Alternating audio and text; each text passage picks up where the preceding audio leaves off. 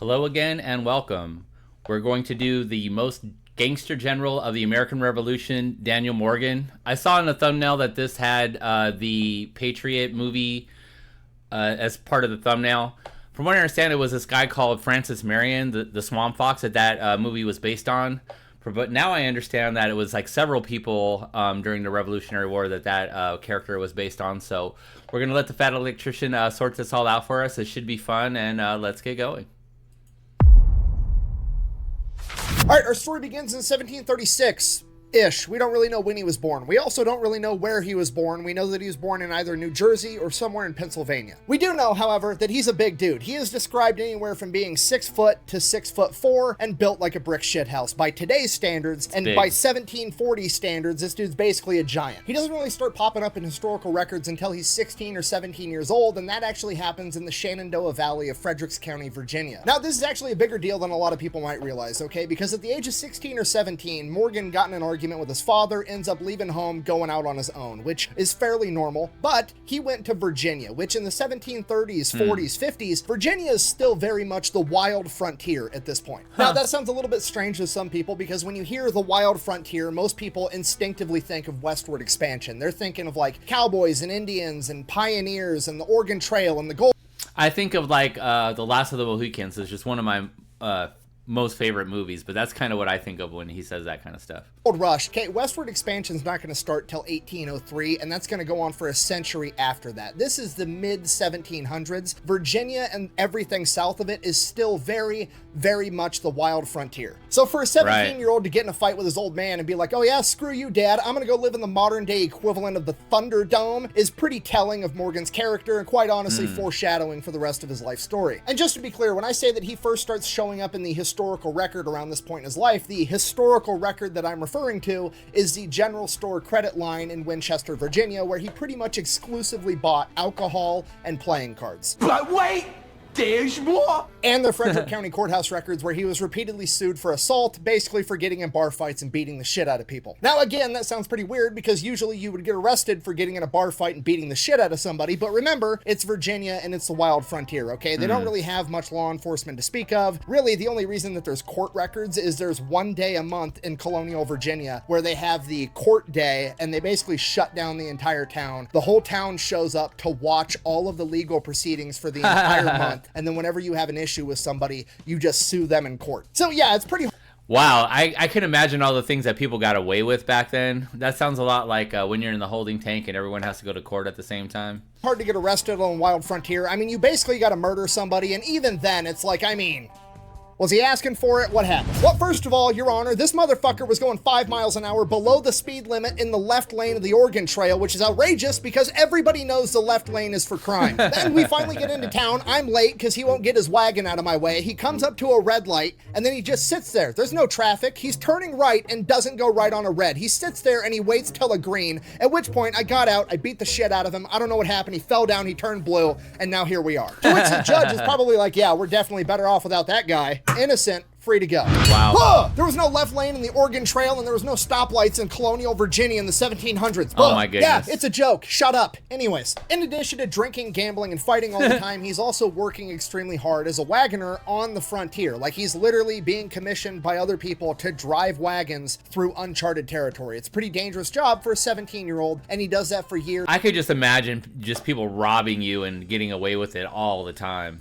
Until he saves up enough money to actually end up buying his own wagon and going into business for himself. So by the time that he's like 19 or 20, he owns his own wagon, and the British military is actually looking to hire civilians that have wagons and commission them to haul British supplies for the French and Indian War, and Daniel Morgan agrees to do it. During the French and Indian War, Morgan gets his first taste of battle. That's where he first gets to see how combat is done, and he's not watching conventional combat of the time where it's just one big rank and file of the military walking up to another one, pointing guns at each other and shooting. No, this is a lot of Native American combat where the Native Americans are using what we would... The Last of the Mohicans, like I said, I don't want to interrupt him too much, but holy crap, that is an amazing movie if you haven't seen it. So not fighting to maintain their honor or whatever silly shit the British believe in. Now, despite the French and the Native Americans actually trying to kill him, the real problem Morgan runs into in the French and Indian War is the British themselves, the people that he's working for, the team that he is on, okay? Because he's technically like a civilian contractor in today's terms, the British military looks down on him. They treat all these guys like absolute dog shit. And one day, one of the British officers is kind of talking down to Daniel Morgan. He's talking smack, at which point Daniel Morgan, being the defiant rebel that he is, immediately talks smack back. And the British officer draws his saber and smacks Morgan across the face with the flat side of the sword. At which point Morgan gets off his wagon and knocks this British officer out. Now, this is a huge problem because while he's technically not part of the British military, as far as the British military is concerned, he's still subject to British military punishment, and Daniel Morgan is sentenced to 500 lashes, which essentially is a death sentence. They're just not coming out and saying it. They string him up and they lash him 500 times. According to legend and Daniel Morgan himself, he stayed conscious the entire time, counting the lashes along with the drummer boy as they whipped him. Not only did Daniel Morgan survive this death sentence, but he actually claimed for the rest of his life that the British only counted to 499 and that they still owed him one. So obviously Daniel Morgan doesn't really care much for the British anymore. Despite that, he does fight on behalf of the British one more time during the French and Indian War. There's this British officer by the name of George Washington who's going around Virginia, gathering up a bunch of like rough, tough frontiersmen that are going to be formed into a militia group known as the Virginia Rangers. He's going to have them go and patrol and essentially use them to counter the French and Indians' guerrilla warfare tactics. During this time period, Daniel Morgan gets even more guerrilla warfare experience, and it all comes to a head when the French lay siege to Fort Edwards in what is now West Virginia. So Morgan and his guys get sent up there to help out. That's what they're doing. They're inside the fort, and then one day somebody's got to deliver a message to another part of the military, so Morgan and one other guy are going to ride out and do it. So they leave the fort, they're making their way there, they get ambushed by some Native Americans fighting on behalf of the French. The ambush is over pretty much as soon as it began. The Native Americans pop up and fire at the two riders. Morgan's other rider is killed immediately when he's struck with a musket ball. Morgan should be dead too because he also got hit, but the musket ball hit him directly in the neck and traveled behind his jawbone out his mouth, blowing out most of his teeth on the left side and giving him a large gash that you can even see. Out of all the places you could get hit in your head, that's got to be the only place and only way you could do it without really, that's, you know, probably easily survivable. But holy shit, man. In most of his portrait paintings for the rest of his life. At this point, Morgan's jacked up. He has no idea what's going on. The world's spinning. The horse doesn't know what to do, and it's just going in circles like this, trying to figure out what's going on. That sounds so real. After a couple of seconds, regains enough common sense to realize he doesn't know where he needs to be, but he knows he doesn't need to be here, so he spurs the horse, not caring what direction the horse goes. Luckily, the horse ends up taking him directly back to Fort Edwards. Morgan ends up surviving, okay? Just so we're all on the same page. He's like 26 years old. It's the 1750s. Daniel Morgan has essentially been sentenced to death by the British military and just shrugs it off, okay? He then goes back into war, becomes a guerrilla fighter with a tomahawk and a musket, and then he ends up getting ambushed and gets shot in the head in the 1700s and survives. After I saw Last of the Mohicans, I really love the tomahawk as like a hand-to-hand weapon. It's so sick looking. And then he just goes back to living on the frontier like nothing even happened. That's literally what he does. He goes back to Frederick County, Virginia, and just picks up right where he left off, drinking, gambling, and fighting people all the time. So Daniel Morgan's back in Frederick County, Kentucky. Really the only historical record we have of him at this point, again, is the court records and the general store records out of Winchester. Same thing. He's getting in bar fights. He's drinking. He's gambling. He's doing what he does, okay? Now, despite what I said earlier about being very hard to get arrested in Virginia in the 1700s, he does manage to do it on several occasions. In 1760, he actually steals a horse and a cart, and being a horse thief back then is kind of a big deal. So he does get arrested. He gets ordered to pay back the horse. And then the very next year, in 1761, he gets arrested again because he burns down the tobacco shack of a man by the name of Jeremiah Wood. Now, I don't know the circumstances that led up to this happening, but it did happen, and Daniel Morgan proves to be the main character yet again because Daniel Morgan goes into court and pleads guilty. He walks in front of a judge and a jury, and he's like, yeah, I did that. And the judge and the jury are like, I don't believe you. You're innocent. And Morgan's just like, wow. Dope. All right. Then a couple years after that, in 1763, he apparently changes it up and starts looking for a wife because according to the Winchester General Store ledger, there was approximately 3 women all using Daniel Morgan's credit line to buy lingerie, chocolates, and other small items. And by the next year, 1764, that number had dwindled down to just 1, a lady by the name of Abigail Curry, who would go on to become his wife, and they would have 2 daughters, Nancy and Betsy. Okay, now what's important to understand about his wife Abigail is that, socially speaking, she's way out of Daniel Morgan's league. She is the daughter of a pretty wealthy farmer in the area, and that's a big deal because, like, how you get social status at this point in time is owning land, and her father owns a ton of it, whereas Daniel Morgan is just like the bad boy horse thief with the scar on his face and the scars all over his back, and he's just this huge monster of a man. But simply bagging and marrying the rich girl wasn't enough for Daniel Morgan. He wanted to start climbing that social ladder, and the only way he could do that was to become a landowner. The problem is, he made more money running his wagon than he ever would be able to as a farmer, but he ends up buying land anyways, just for the social aspect of getting to say that he's a landowner, so that he can start working his way up that social ladder, even if it ends up costing him money in the long run. And the reason I bring this up is because it's going to be important to understand that Daniel Morgan has this chip on his shoulder for the rest of his life, okay? He's not some wealthy aristocrat. He doesn't come from a good family. He's, socially speaking, at the bottom of the totem pole. It's going to be that rags to riches story, and it's going to be a chip on Morgan's shoulder for his entire life that he wants more and more status all the time. So that's what he works on for like the next 10 years of his life, getting more and more money, getting more and more land, becoming a bigger and bigger fixture in the community so that he gets that social respect. Then by April 1775, the battles of Lexington and Concord, the shot heard around the world. America is now fighting a revolution against the British, and Daniel Morgan is all for it. Then 2 months later, June 1775, the Continental Congress requests the formation of 10 rifle companies to go and help George Washington fight in Boston, and one of those rifle companies is to come from Frederick County, Virginia. So the Frederick County officials meet up. They're going to end up recruiting the 96 men that are going to comprise this rifle company, and then they have to decide who's going to be the officer to lead these men into battle. So Daniel Morgan volunteers, right? Why not? He already doesn't like the British. He wants to fight them anyways, and if he does it as an officer, it's going to raise his social status, so it's a win-win for Daniel Morgan. And the Frederick County officials are like, oh,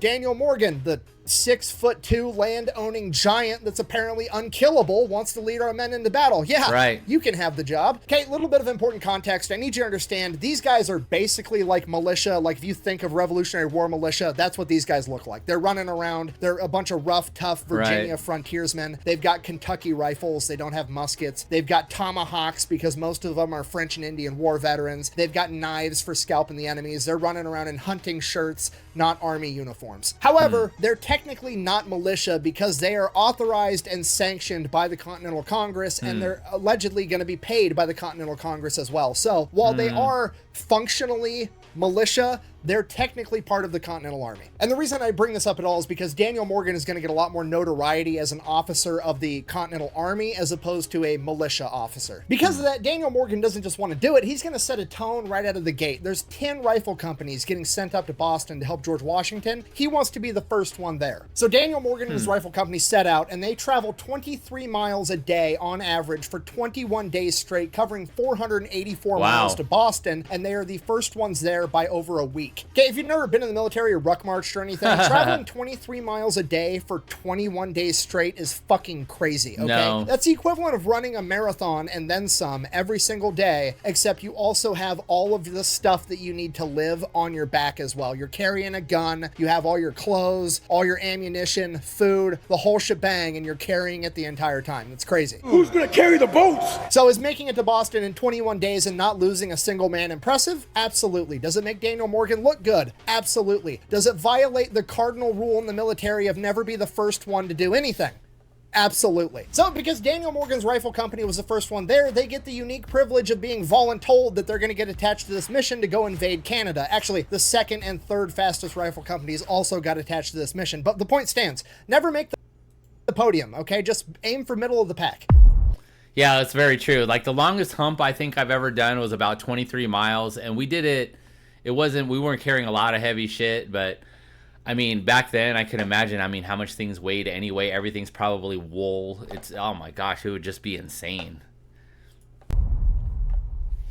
Okay, real quick, oversimplified explanation of this mission. George Washington has this new hotshot young officer that he regards as a strategic military genius, and his name is Benedict Arnold. And basically what Benedict Arnold has come up with is a plan of being like, hey, America's got 13 colonies. We've declared our independence from Great Britain. We're now fighting about it. Hear me out. Since we just got started with the fighting, what if we strike first? What if we go, we invade Canada, we take over Quebec, and we declare it the 14th colony of the United States of America? That way, the English, rather than trying to fight the 13 colonies, is immediately focused on fighting the 14th colony to reclaim what we most recently took, and then we can divert all of our resources there and duke it out away from home. In addition to that, it's also going to put the British in the new mindset of, oh shit, we're the ones playing defense. We're not playing offense. We need to defend all of our other areas touching the 13 colonies so they don't attack those as well. So honestly, it's a really good plan. And then reality sets in, and it is pretty much a shit show like the entire time. They set off with about 1,100 men. There's 3 Virginia Rifle Companies and then a bunch of other Continental Army companies together.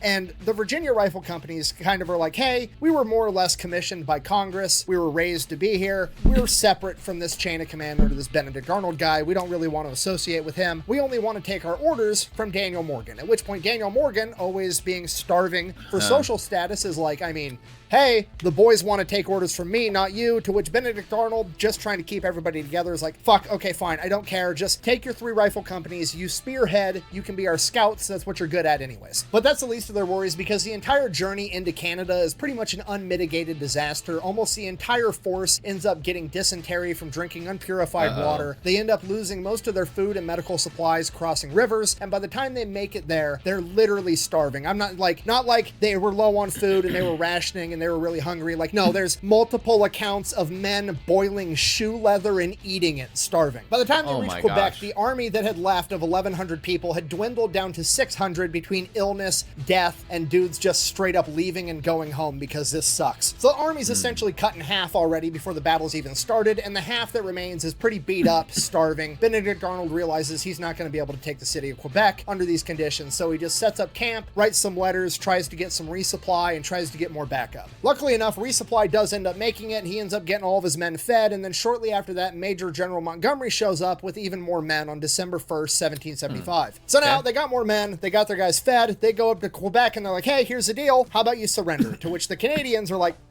nah. At that point, they cut off supply lines into the city, trying to starve it out, while they're also setting up a battle plan of how they're going to invade this city and attack. Now, at this point in time, Quebec is a walled city. They have barricades, so they're going to have to end up climbing or breaking through these barricades to get into the city and take it over. The battle strategy that they come up with is that Benedict Arnold's men are going to attack one barricade, and Major General Montgomery's men are going to attack another barricade, and they're going to meet in the middle and then take the remainder of the city. Okay, now fast forward the night of December 30th, 1775. It is the first snow of the year, and that is when the Americans decide to attack. Focusing in on Daniel Morgan and Benedict Arnold's men, the barricade that they are attacking, they have a bunch of ladders and they're going to scale over the top of it. So they go rushing in. Daniel Morgan and Benedict Arnold, both kind of known for being out in front of their guys. Benedict Arnold immediately takes a musket ball directly to the leg, drops him out of the fight completely. Now Daniel Morgan is running the show all by himself. So Daniel Morgan and his men go. They end up getting a ladder on top of this barricade. Daniel Morgan's the first guy up the ladder. Right as he reaches the top, the British fire muskets and the blast burns his face from the heat and knocks him off the ladder, falls down to the bottom flat on his back, immediately gets back up, and he is now the second man up the ladder after himself. And this time he goes, jumps over the barricade, falls the other direction, lands on top of a cannon on the ground floor, and messes up his back. He immediately pulls himself underneath the cannon as the British are trying to stab him with bayonets to give himself a few more seconds to recapture his composure and get some more Americans over the wall to start fighting. More men come rushing in. They start fighting. There's only 30 British soldiers manning this barricade. They end up surrendering just a few minutes later. From there, all the Americans come rushing in. They're fighting in the city, house by house, building by building. They're literally doing CQB with Kentucky rifles and muskets. It's crazy. But things are going good for Daniel Morgan and his guys. They're taking everything over. Finally, they make it to the rendezvous point where they're supposed to meet up with Major General Montgomery, and he's not there yet. But all the other officers on the mission, primarily the ones that were working under Benedict Arnold, are like, actually, I think that we should stay here and follow orders and, do what we were told, because, I don't think we have enough guys to be able to secure all the prisoners that we've taken while also advancing on the city and blah, blah, blah, blah, blah. So Daniel Morgan's kind of outvoted, and he doesn't want to put this huge rift between the forces. So he's like, fuck it, fine. I guess we'll sit here on our hands for a couple minutes, and a couple minutes turns into a couple hours, and then it turns into like half the day as they're just sitting here waiting for Major General Morgan and his guys to show up. What they don't know at the time is that Major General Morgan and his guys, when they launched their attack on their barricade, Major General Morgan was shot and killed on the spot, forcing them to pull back, at which point his second and third in command launched a second attack, and his second and third in command also died. And then the third and fourth in command are like, fuck this, we're going home. They're not coming at all. No, no, no, no.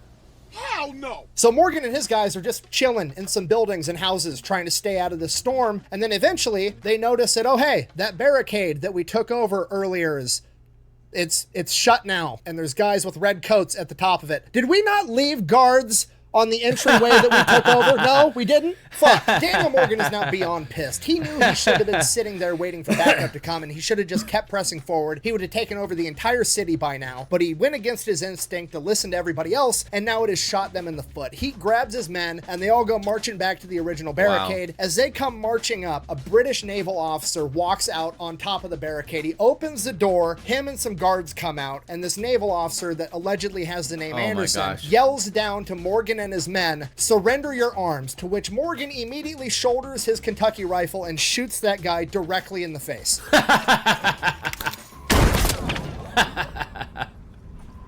Immediately, the men come running up with the ladders. It is a full-scale assault on the barricade, now going the other way. They end up getting driven back, and then they try again. They get driven back again, at which point they retreat back into the city, and they're doing more CQB with rifles and muskets for hours. And then eventually, they get completely surrounded, and they have nowhere to go. At this point, the American men start surrendering one by one, small batch by small batch, and Daniel Morgan remains as the sole American that is yet to surrender, and he refuses to do so. So they end up getting Daniel Morgan like separated from all the other Americans, and they have him surrounded, and they get him backed up to a wall. Just a bunch of British troops with muskets and bayonets all pointed at Daniel Morgan. Daniel Morgan's standing there with his saber, refusing to surrender. The British are like, "Put down your sword," and he's like, "Which one of you is gonna come take it from me?" And remember, Daniel Morgan's like a 6'2" giant with a sword, basically being like, "Who's man enough to come get it?" The British guys are like, "I have nobody wants to smoke." Idea what to do. If we kill the commander of their current army, all hell's gonna break loose all over again. So they don't want to kill him, but also they don't want to go try to take the sword in person. So they're like, shit. And luckily, as fate would have it, I don't know if it's divine intervention, I don't know if it's just the main character plot line, I don't know if the British sent a guy to go grab him, but one way or another, a Catholic priest ends up showing up and witnessing this scene, at which point Daniel Morgan, upon seeing this priest, walks up to him with a sword and gives his sword to the priest and says, "I'll give it to you, but I'm not giving it to any of these scoundrels." And they take Daniel Morgan and the rest of his men into custody. Hey, just so we're all clear, historically speaking, this is a complete and utter disaster. This is the Continental Army's first major defeat. 30 Americans have just been killed, and another 431 have been taken prisoner. From here, Daniel Morgan spends almost an entire year as a prisoner of war, and it's important to understand at this point in time that a lot of the British military officers and the United States Continental Army officers all know each other, because almost all of the United States Continental Army officers used to be British officers, so like, they're acquainted. A lot of them have met. They're well aware of who Daniel Morgan is. They know about Benedict Arnold, General George Washington. They all know each other. So that was like a thing in the Patriot too, where like it was like a local officer that turned to be British, but he was actually, you know, from the local place, and he kind of turned on his community. So yeah, I could see that. They go up to Daniel Morgan and they're like, "Hey, hear me out.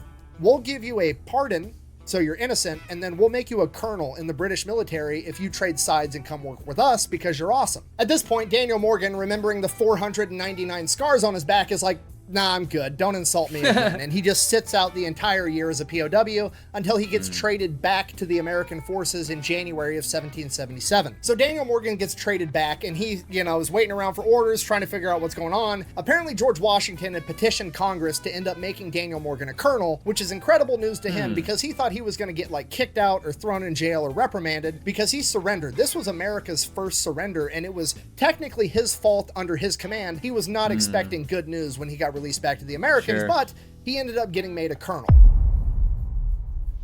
So at this point, Daniel Morgan is pumped, right? He's going to get to go fight the British again. He's got a promotion. Everything's going great. George Washington says, hey, I stood up this new unit. It's called the Provisional Rifle Corps. You're going to be the commander of it. They're all carrying rifles. None of them are carrying muskets. Okay, and here's the important context of understanding this unit. This unit, to anybody other than Daniel Morgan, would be considered a punishment, and I'm not sure if George Washington meant it that way or not, but Daniel Morgan was happy about it either way. Now, the reason this unit was a punishment was because none of the other high-ranking officers liked having riflemen in their formations. They preferred all their soldiers to be carrying muskets. Now, if you know anything about guns, that sounds completely counterintuitive because everybody knows that rifles are better than muskets because rifles have rifling, which causes the bullet to spin, making it go further and be more accurate. Okay, but we're looking at this with the benefit of hindsight. We understand what firearms are going to evolve into and what battle doctrine is going to evolve into. That hasn't really been designed or figured out yet, so the common battle doctrine of the day is to have your men march in a very tight formation, shoulder to shoulder, up to another group of guys standing shoulder to shoulder, kind of aim your musket in their general direction, pull the trigger, reload as fast as you can, and pull the trigger again until all the bad guys are gone. And if that's... See, the thing is, like, that's why it's guerrilla warfare, because this is what fucking stupid-ass warfare used to be back in the day.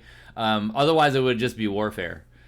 So we had to put this extra name on it and call it guerrilla warfare because these dumbasses were doing this dumb shit back then. That's the type of warfare you're trying to conduct. The musket actually is kind of better because the rifle's a little bit more complicated. It takes longer to reload, so your formation is firing less ammunition, even though it is more accurate. But then your formation also isn't as tightly grouped because all the riflemen are trying to get some elbow room to actually take aim, so it's more of a scattered formation too. So a lot of the other more traditional military officers that are more well-versed in the conventional battle doctrine of the day absolutely hated riflemen. So for that reason, George Washington took almost all of them that he had, stuck him in one unit, and then gave him to Daniel Morgan. Upon assuming command of the Provisional Rifle Corps, Daniel Morgan also gets orders directly from George Washington himself, and in those orders it says, and I quote, "The approach of the enemy in that quarter has made a further reinforcement necessary, and I know of no other corps so likely to check their progress in proportion to its number than that under your command. I have great dependence upon you." Okay, I'm going to say that again, but slower. Check their progress in proportion to your number, okay? That's George Washington fancy officer speak for, hey, Daniel Morgan, that undignified guerrilla warfare stuff that you do, go do more of it. Okay, if you're not picking up what I'm putting down, I'm trying to tell you that George Washington himself has just pulled the pin on the fuckery grenade that is Daniel Morgan and the Provisional Rifle Corps and thrown it at the British with no orders other than go win. The governor's off, y'all. From here, Daniel Morgan and the Provisional Rifle Corps go on a guerrilla warfare rampage, shutting down supply lines, picking off officers, doing absolutely everything they can to hamper the British war machine. Okay, and just so we're all on the same page, because I really need you to understand this, it's the big takeaway from the video, okay? In the pop culture zeitgeist about the American Revolutionary War, there's something called the American Rifleman myth, and that's basically the pop culture movie Hollywood understanding that America won the Revolutionary War because all of the Americans, the Continental Military, the militias, absolutely everybody was a bunch of riflemen hiding in the tree line, picking off the British one at a time. That's not necessarily true by any stretch of the imagination. The Continental Military of the United States, in large, fought exactly like the British fought. They got in formations, they marched right up with muskets, stood there, and fired at each other. So the American Rifleman myth, or the pop culture understanding of the Revolutionary War that everybody was a rifleman hiding in the tree line, is actually heavily influenced by the militias, you know, people like Francis Marion, the Swamp Fox, doing what he was doing down in South Carolina, but more so it comes from Daniel Morgan and Morgan's rifles. Okay, and the key and very important difference here is that the militias are just that, they're militias. It's literally a bunch of dudes from one area that got together and are like, hey, I don't like these dudes in the red coats, let's go do something about it, and they're not expected to necessarily fight by the rules of warfare. They're just a bunch of civilians that took up arms and went to go fight. I'll kill me some redcoats. I believe you would. In contrast to that, the Provisional Rifle Corps is part of the Continental Army. The men that comprise it are not a bunch of farmers that grabbed their musket from over the fireplace and went to war. No, these are professional soldiers that have been trained how to fight in warfare, and then they got grouped together and sent out to conduct asymmetrical warfare against the enemy. In a lot of ways, Morgan's rifles are America's first special forces. Yeah, special forces. Yeah. What is your profession?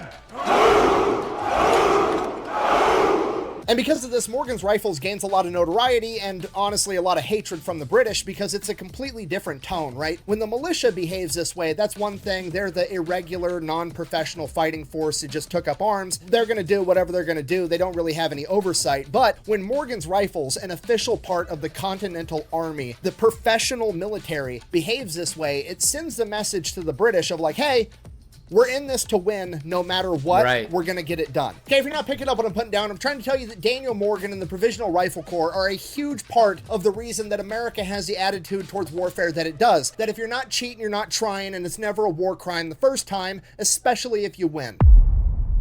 The guerrilla warfare goes on for a couple Yeah, honestly, this really does set the tone for how we do warfare moving forward, if you really think about it. Because this is really our first kind of, months, and then by September of 1777, the British have sent down an army under the command of General Burgoyne to go south and cut the American colonies essentially in half, which will divide the two, and they will divide and conquer, surely leading to a British victory. This absolutely cannot happen, so Horatio Gates and Daniel Morgan are going to go stop them at a place called Saratoga. And right out of the gate, Morgan and his riflemen go out and ensure that the Americans are winning before the battle even starts. They begin harassing the British, and on top of that, and more importantly, they end up taking out all the British scouts before they can report back on what the terrain of this battlefield even looks like. So when the battle does start, the Americans are going to have an understanding of the terrain and the British are not, giving the Americans a huge advantage. Right. Because of this, when the battle does finally kick off at a place called Freeman's Farm, the most forward British unit, being led by General Simon Fraser, directly tries to attack Morgan's riflemen. And it is on paper a British victory. Essentially what ends up happening is Morgan's riflemen manage to pick off almost all of the officers in his entire unit and wow. like 75% of the artillerymen,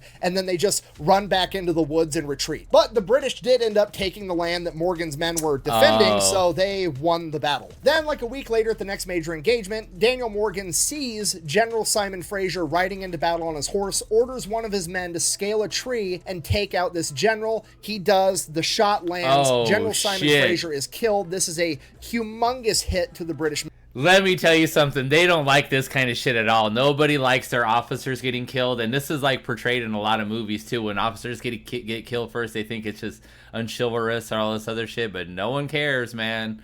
Military. According to myth, this shot was taken by the legendary American rifleman Timothy Murphy. However, a lot of historians have come out and said that they have no evidence to even believe that he was on this battlefield at all, let alone being the man that took the shot that killed General Fraser. However, we do know for sure that it was one of Daniel Morgan's men. While Morgan and his men are picking people off from the woodline, General Horatio Gates and Benedict Arnold take control of the conventional forces, lead them into battle, and start taking the fight to the British, and they actually start winning. And then at some point, Morgan's men get eyes on General Burgoyne, and they start trying to pick him off as well. So General Burgoyne is standing there watching his superior British military falter as he's taking gunfire directly. Morgan's men end up hitting his horse. They get a round that goes through his jacket, barely missing him, and then another round hits his hat, somehow missing him as well. At this point, General Burgoyne is like, fuck this, we gotta fall back. So the British fall back, they consolidate their position, they're trying to figure out what to do. General Burgoyne comes to the conclusion he's just gonna have to retreat from this battlefield. So he sends out scouts to start figuring out where the fuck all the Americans are, because remember, Morgan and his men were taking out all the scouts, so they don't know the battlefield, they don't know where the Americans are, they're trying to find a route to get out of this fight. And at the same time, Morgan and his riflemen sneak around the backside of the British, and they're able to pick off all of these scouts looking for an escape route, meaning that Burgoyne interprets this as he is completely surrounded and he is forced to surrender. Okay, this is arguably the most important victory in American history, because America winning at Saratoga is the first time that the Americans beat an actual British army in its entirety on the battlefield and forced them to surrender. This is the reason that the French felt compelled to back the United States as a whole and go against the British. Which we probably would have lost if it wasn't for the help of the French, to be quite honest with you. We were just...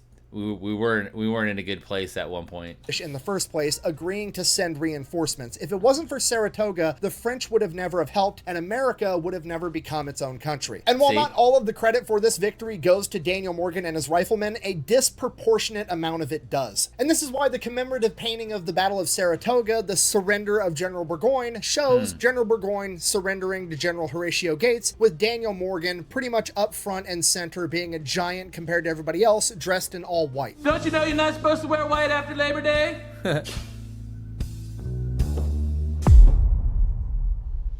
After the Battle of Saratoga, Morgan and his riflemen go back up north to help General George Washington. They don't really partake in any major battles. Instead, George Washington just kind of lets them off the leash to go conduct and carry out guerrilla warfare against the British wherever they can. This takes place all throughout 1778, primarily around New Jersey. And while all that's going on, a couple of things happen that really piss off Daniel Morgan, primarily that he gets passed up for promotion on 2 separate occasions so that some other officer can become a general before him, even though those officers were far less qualified and had delivered far less results than Daniel Morgan. A couple of reasons Daniel Morgan got passed up for promotion. 1, he carries out undignified warfare. 2, he doesn't come from a wealthy aristocratic family. He's literally a homeless kid from Virginia that has somehow become a colonel in the Continental Army. He should be happy where he's already at. They don't want to let him into the General's Club. And 3, Daniel Morgan doesn't really play the politics game, which is what you have to do to become a general at this point in time. Daniel Morgan thinks that his results should speak for themselves. Unfortunately, it just doesn't seem to work that way. And this is all very important to Daniel Morgan because remember, he's always got that chip on his shoulder about wanting more and more status. He's that poor kid from West Virginia that wanted to be one of the elite. So when he keeps getting passed up for this promotion for people that are less qualified than him, it absolutely infuriates him to the point that he ends up quitting and resigning his post in the United States Continental Army. So that's what he does. He literally says, "Fuck you guys, I quit," and goes back home to Frederick County, Virginia to run his farm. And while he's there running his farm, they are begging him to come back on multiple occasions. Everybody's asking him. George Washington, Horatio Gates, they all want Daniel Morgan to come back. And the situation becomes so dire that General Horatio Gates actually rides out to basically beg Daniel Morgan to take his job back in person, right? Because if anybody knows how good Daniel Morgan actually is, it's General Horatio Gates, right? Because Horatio Gates at this point in time is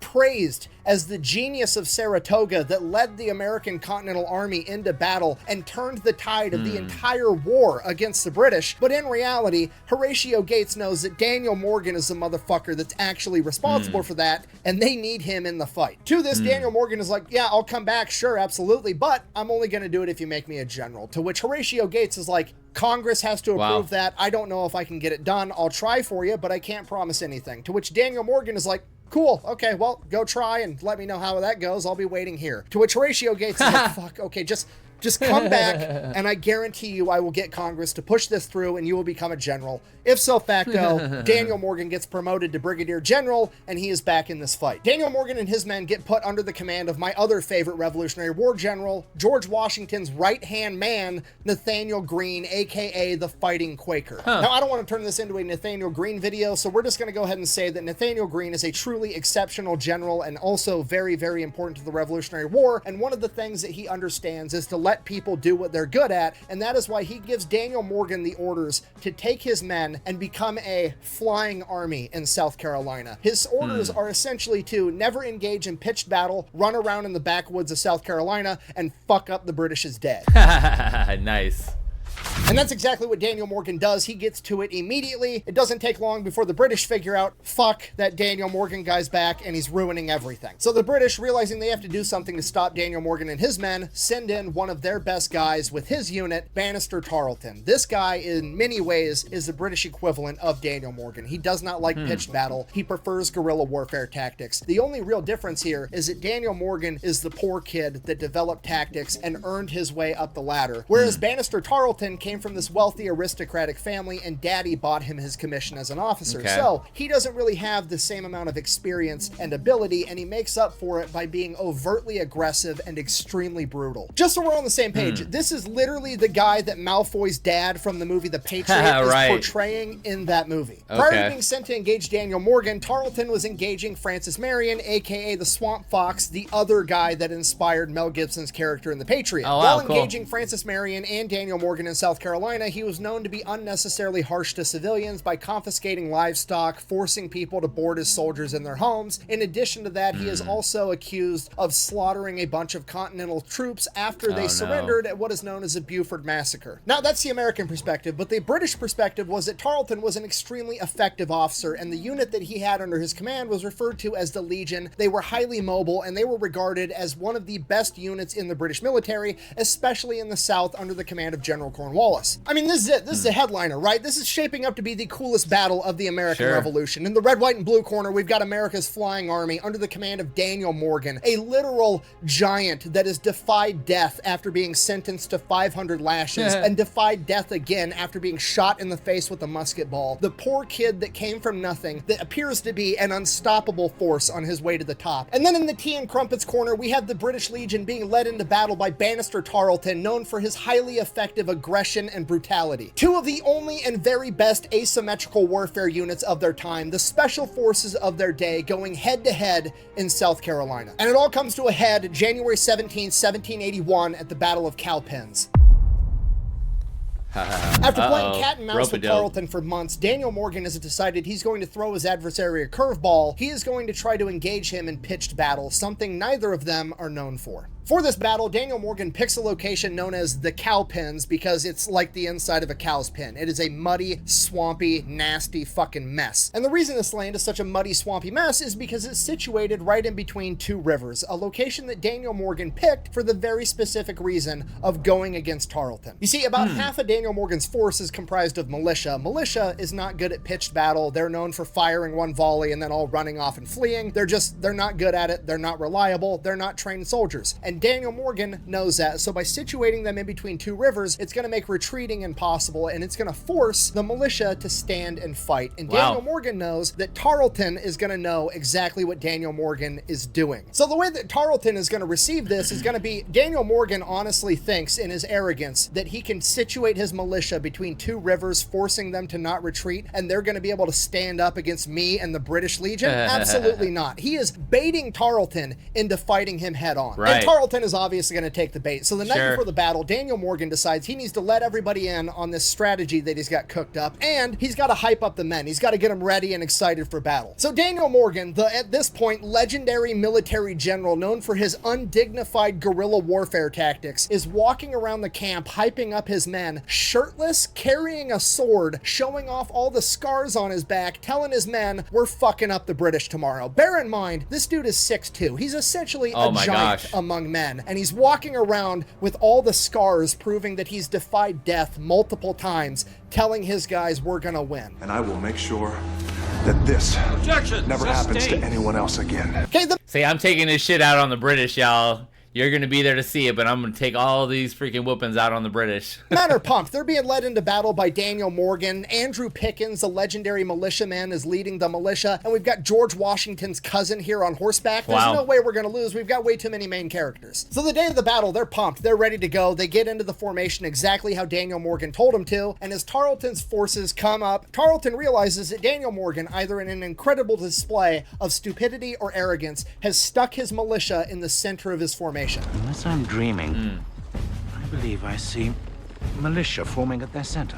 No traditionally trained military officer would ever even remotely consider putting their militia in the center, because if they flee, the entire formation is going to collapse within itself, and that's it, game over. That's why you put the militia out on the side, on one of the flanks, and then if one of your flanks disintegrates, I mean, it sucks, but it's not the end of the world. It's the difference between getting shot in the arm and getting shot directly in the chest. So Daniel Morgan has effectively done the exact opposite of what anybody would recommend he should do by having the militia in the center and the continental forces on the flanks. Yeah, art of war. Fight the enemy where they aren't. After all these years, it finally just clicked. But that's not what it means. Really? And Tarleton, in his default hyper-aggressiveness, is going to show Daniel Morgan the fatal flaw that he had just committed as soon as this battle kicks off. Tarleton orders the Legion to attack the American formation head-on, attempting to scatter the militia at its center, collapsing the American formation, and taking the battlefield immediately. As the British Legion approaches the American formation head-on, the American militiamen fire a volley. The British continue to advance. The militiamen fire a second volley. It does not stop the British. They continue to advance. At which point, the militia members break ranks, they turn around, and they flee.